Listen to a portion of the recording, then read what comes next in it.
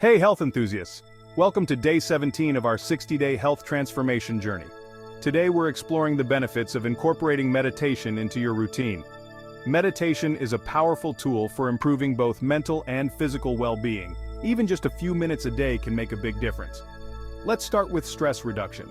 Meditation helps lower cortisol levels, the stress hormone, which can lead to a calmer and more relaxed state of mind.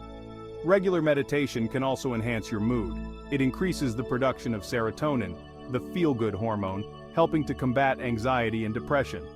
Meditation improves focus and concentration.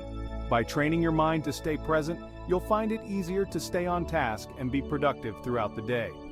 It also promotes better sleep. By calming your mind before bed, meditation can help you fall asleep faster and enjoy more restful sleep. Additionally, meditation can enhance your overall well-being. It encourages a deeper connection with yourself, promoting self-awareness and emotional health.